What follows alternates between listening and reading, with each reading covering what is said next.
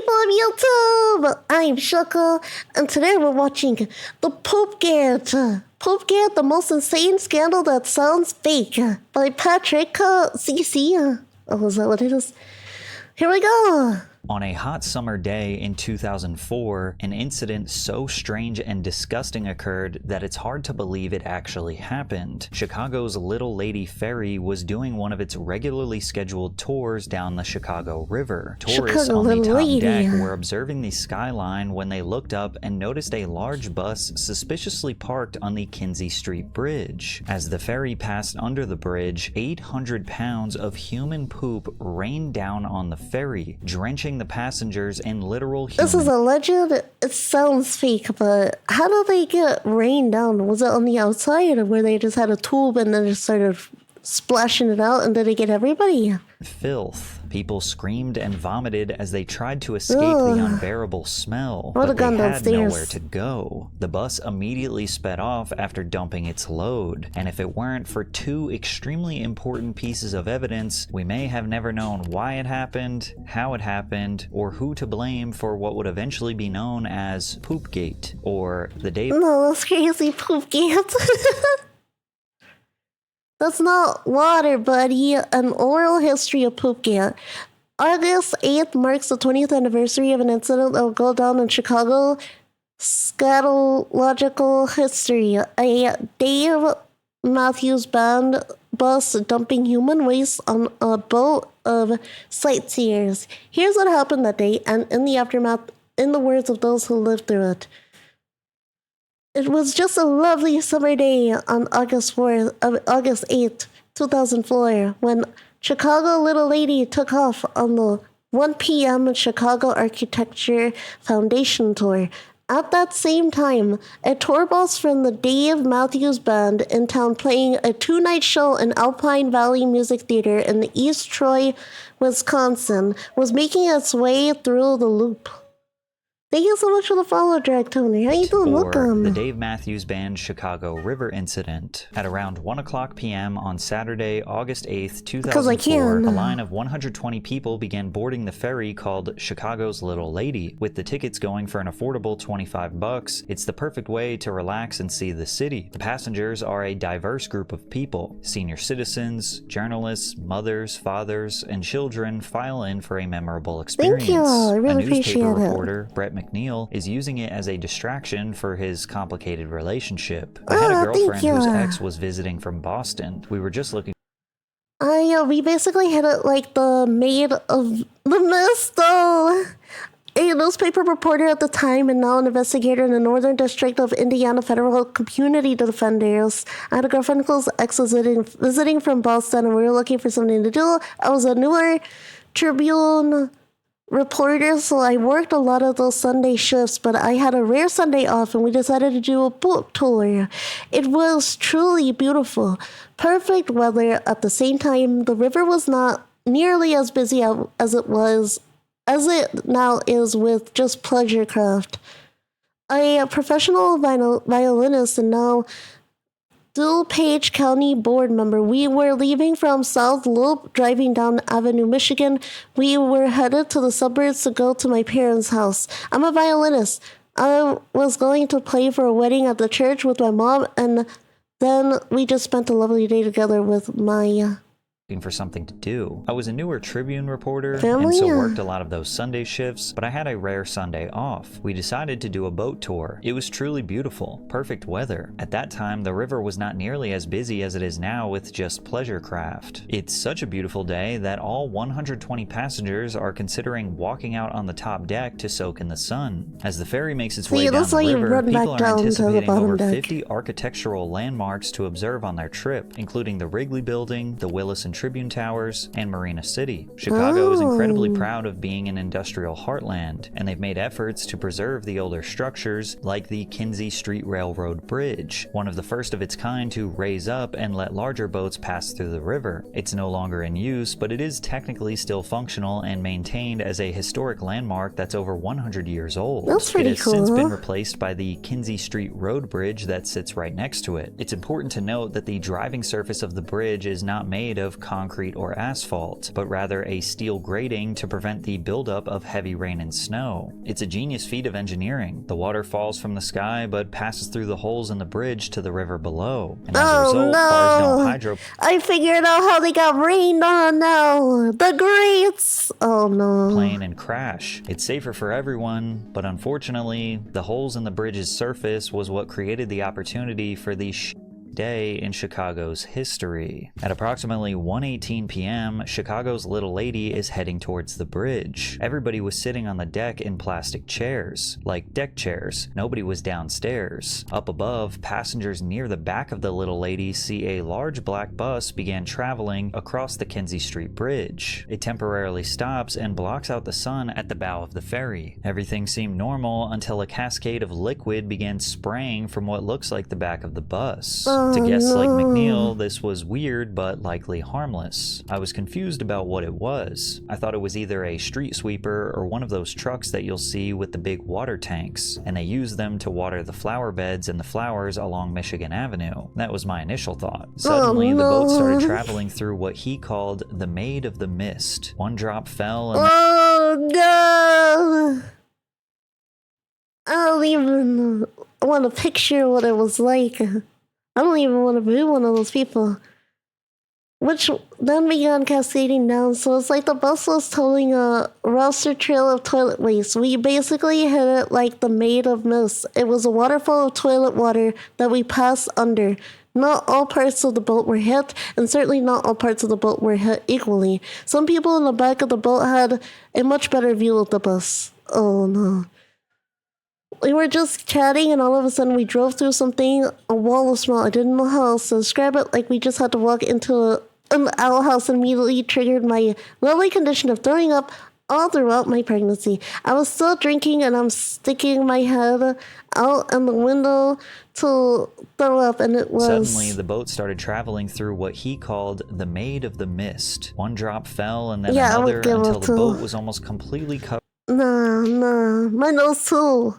I can't handle that. Throw up, hurl, whatever. Hurl those insults, because in the passenger seat, I would get car sick within minutes. So I was driving and windows were down, and I remembered it being a really nice day. McNeil, as we approached the bus, we were moving from northeast to northwest across the bridge, and as it hit the bridge, it opened the toilets, which then began cascading down. So it's like the bus was towing yeah, we've seen that. I was confused about this. I thought it was either... Okay, missed. Yeah. One drop fell, and then another, until the boat was almost completely covered in 800 pounds or 80 to 100 gallons of fluid in just a few short seconds. Now, the graphic that we have created is exaggerating. It probably looked more like brownish yellow raindrops, not necessarily large chunks of turds falling from the sky. And since there are no real photos or videos of the incident, we don't actually know what it looked like. This all happened pretty quickly. It's like a car crash. Things slow down. It's bewildering. Your mind is trying to process what it's just seen. The boat continued past the bridge, the bus disappeared south, and then there was like an unmistakable smell. Passengers began to look at the brown and yellow liquid that was covering their bodies head to toe. Then it hits them. The liquid that's been poured all over their faces, their clothes, getting in their eyes and mouths and ears is literal liquid. Some begin to scream, some yell in a fit of rage, while others run blindly in random directions before vomiting all over the upper and lower decks. One woman tries to console her baby as the sewage continues to cling and dry all over them, while the elderly and handicapped panic as they are unable to move away from their chairs, caked in cursed sludge from the mysterious bus. The ferry's 120 passengers are trapped on an island completely covered in human waste, and there's nowhere to go. Up on the bridge, the brown and yellow liquid is so thick that some remains on the steel grating to get picked up by rolling tires. Lynn LaPlante, who was driving on the bridge, describes it as an inescapable nightmare. She began vomiting outside of the car window and swerving violently as she was driving. She later described it as a new form of hell. Making matters worse, Lynn was pregnant and eternally nauseous. All of a sudden, it was like driving into a brick wall of smell. I don't know how else to put it. We didn't see anything visually, but when we got out of the car, it was all along the side of our car and in the wheel wells, just like raw sewage. just covered. Back down below, the captain of the ferry orders the bar to give away free drinks to try and calm down the the drinks ain't gonna help. She also... You already have it on your lips. I don't want to drink that. No. Thank you so much for the head pats. puts the ferry in full throttle to get back to the port as soon as possible, yeah. but nothing drowns out the screams of dozens of waste-drenched victims. As soon as they return, the crowd flees the boat and onto the docks. All of the money spent on tickets was refunded to the soaked passengers, and the staff hurry up and wash every part of the boat to get it back up and running. And you would think they would maybe shut down the ferry for the day. No, they would keep going, yeah. They just cleaned up the boat and did another service at 3 Thank o'clock. you so much for that. I can only imagine they thought, we'll give them a refund, need the money. they'll go take a shower, we'll be up and running for the next service, and nobody will ever think about this again. But unfortunately for them, this was already developing into a national news story. It was like a downpour. Captain Sonia Lund saw it, but passenger Mike Scarpelli was one of the people drenched in the deluge. There were some older people on there that had limited mobility. They were doused from head to toe. Their hair was soaking wet, literally covered in urine and feces. There was a pregnant lady that could barely contain herself. The crew knew exactly what to do. When they were alerted, they came back to the dock. The passengers, Bob Agram met them at the dock. The passengers disembarked. We gave them refunds. But Scarpelli doesn't remember it that way. He says initially the tour guide gave them the option of turning around, and when dumbfounded, he told the guide to also call police. No, Scarpelli take me says back. The guide replied, "We're working on it." No authorities ever got on the boat. There were no police present. Whether or not they came after the fact, I don't know. The interviews after the incident sparked two different reactions: serious outrage and contagious laughter, because after all, poop is kind of funny. 5 of the victims actually went to Northern Memorial Hospital for tests due to likely pre-existing conditions and the taste of black water still in their mouths. Exposure to this volume of sewage can cause gastroenteritis, respiratory infections, skin infections, eye, ear, and sinus infections. You could get hepatitis A, UTIs, or even get parasites. An anonymous physician at the hospital even pointed it out that when something strange or scary or experienced healthcare professional. This physician at the hospital even pointed it out that this was enough to shock experienced healthcare professionals. Working in the hospital care setting, when something strange or scary or gross or concerning happens, that's where you go. In general, we're used to it. We're kind of jaded. We're not very impressed with scenarios that would gross a layperson out. But this one was... people were talking about it for a long time afterward in the department. Luckily, nobody would end up getting sick or suffering any long-term illnesses, as far as we know. But the city of Chicago had to find the suspect as soon as possible to avoid more bad press. There were so many questions. Why would someone do this? Was it deliberate or accidental? How did the driver manage to dump waste in a way that would scatter over an entire ferry and over 100 people? Most importantly, who the hell was in that bus? Chicago police had never conducted an investigation quite like this, but luckily they would discover a few key pieces of evidence that would eventually reveal the man who dumped 800 pounds of liquid turd. The Poopgate investigation had officially started. The Illinois Attorney General, Lisa Madigan, was out for blood to see what environmental laws had been violated. The first key piece of evidence was the discovery of the make and model of the vehicle, a modified 2003 Monaco Royale coach. The bus was more like a mansion on wheels, a luxury Class A diesel pusher at 45 feet in length. It had its own large shower, master bedroom, and tiled floors. These buses usually have 50 to 100 gallon waste tanks, meaning it was more than capable of holding a massive amount of poop. But this is where it gets very interesting. According to McNeil, I happened to meet a guy who had one, a luxury coach. He bought this tour bus that happened to be Bob Seger's at one time. And so I was like, hey, these buses, can you remotely dump the toilets? And he said, absolutely. He showed me all about how you can do it from the driver's seat. So the technology exists to dump the toilets from the road, from behind the wheel under power, and it's existed for a long time. But it's still unclear if the driver was able to do this with just the press of a button. It's likely that in order for the driver to successfully dump out the waste from this Monaco Royale, he would have had to park, exit the vehicle, and run around to the 2 valves present near the back of the bus. One valve was for the gray water that comes from sinks and showers, and the other valve was for black water packed with weapons-grade feces and fermented urine. The Royale had a state-of-the-art Sanicon waste system, which could help liquefy solids and allow dumping with ease. All he had to do was flip the pump switch while the black water valve was pulled open, engine, and the sewage would cascade down as the driver ran back to his seat and continued driving across the Kinsey Street Bridge. Unfortunately for the suspect, law enforcement found their second piece of evidence from a surveillance photo that was able to confirm the Monaco Royale, which crossed the Kinsey Street Bridge at the same time the passengers were soaked. But the third key piece of evidence was a paper given to the authorities at the very start of their investigation. It was provided by one of the passengers at the back of the boat, who managed to write down both the state and license plate number. Damn, that person's a G for that one. Yeah, it is like the Simpsons movie where Homer dumped it. As the sludge rained down on him, police were shocked when they tracked the plate and discovered that the 2003 Monaco Royale belonged to a luxury tour bus for the Dave Matthews Band. And just like that, they found their first suspect, DMB bus driver Jerry Fitzpatrick. I hear that you were the driver on the bus in Chicago that dumped its human waste. You know, there was an incident of that happening, and I was in Chicago when that happened, but it was not me. I had nothing to do with it at all. I was accused of it, actually. It was your bus, right? Because I'm so you didn't do it? I was accused of it, and I just say that I didn't do that. According to the Chicago Tribune, Fitzpatrick confirmed he was in Chicago with Matthews, whose band played the second of two shows at Alpine Valley in Wisconsin later that night. But the driver said he was parked in front of the Peninsula Hotel when the waste rained down from the bridge several blocks away. Fitzpatrick told the press, "There is no way I could be responsible for that. I haven't emptied the tank for days. Besides, we are very cautious about how we do that sort of thing."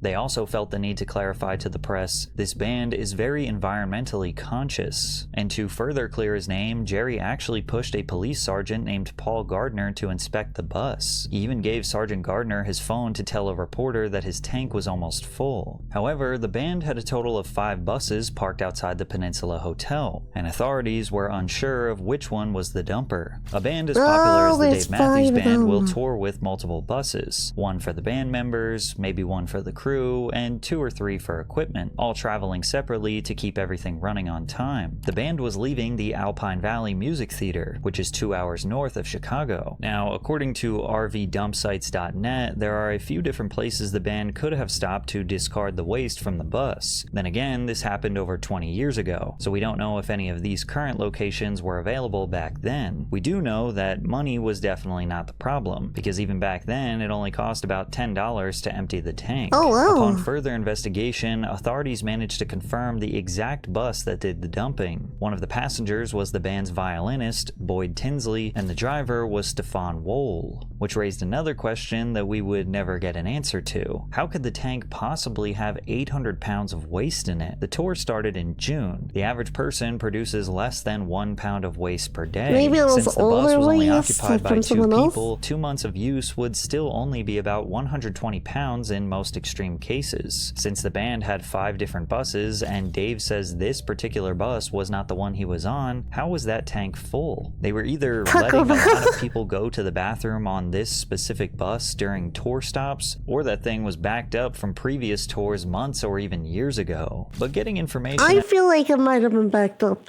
from like months or years ago. There's no way. But at the same time, what if they just switched the bus?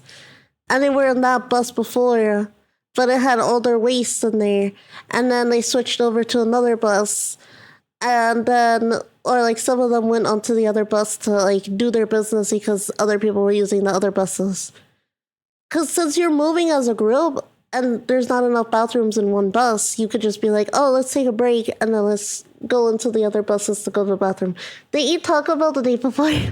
Out of this band wouldn't be easy. They knew discussing the matter publicly would result in a PR nightmare, and telling the truth would make them guilty. The band spokesperson, John Vlotten, said, "Our driver has stated that he was not involved in this incident. We reserve judgment on anyone until we have seen the evidence. We have been and will continue to be cooperative in this investigation." However, once the 2-week investigation had ended, the Illinois Attorney General's office filed a lawsuit against them. The suit accused the band and driver of violating state environmental and nuisance laws, seeking $70,000 in fines and an evaluation of the band's waste disposal practices. And after confirming the surveillance footage, the Attorney General told the press, "I had the authority to enforce our state's Environmental Protection Act, and that's the main statute that we used. Surely it was a count of water pollution. Surely there was a count for discharging a contaminant into a waterway without a permit. And I think we may have also charged public nuisance. It's a pretty broad statute, but those are the three things that we were able to bring." As soon as the video came out, any attempts to deny that evaporated. Chicago's Mayor Daley also made a statement, but it was a little tone deaf and strange. He called the dumping absolutely unacceptable, but also said that the Dave Matthews Band was a very good band. The band's silence was heavily criticized, and eventually they felt the pressure to give a public statement. But they were reluctant to outright admit guilt. They did say that they care deeply about what happened and that they aren't attempting to avoid any responsibility they may. Just take the responsibility, be like, oh yeah, we did that, we're gonna pay the fine, we're sorry, you know, at least take responsibility, bro.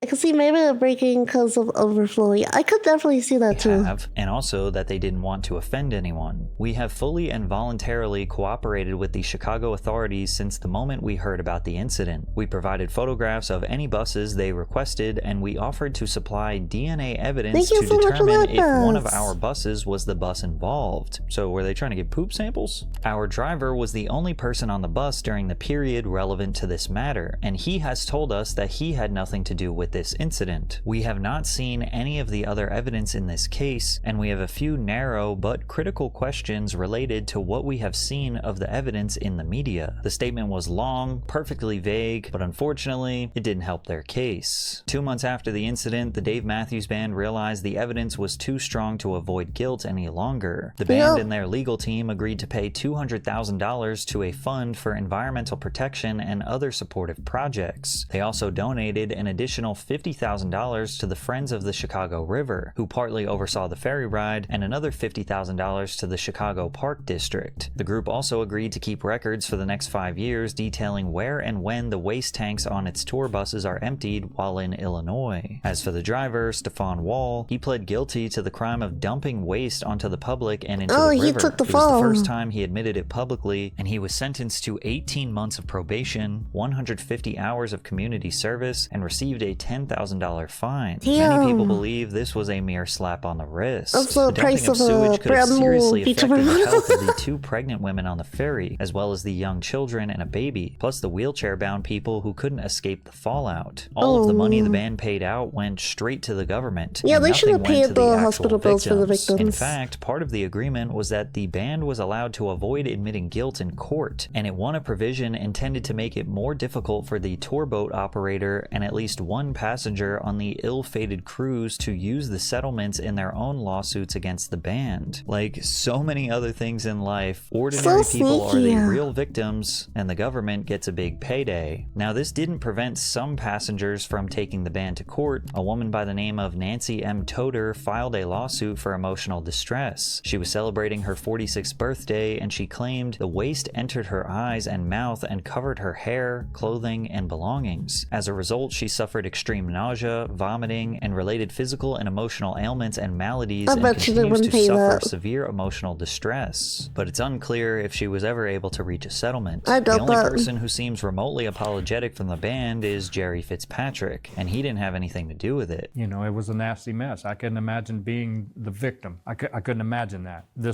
Being underneath that and have that whole shower, no. Brown golden shower, no.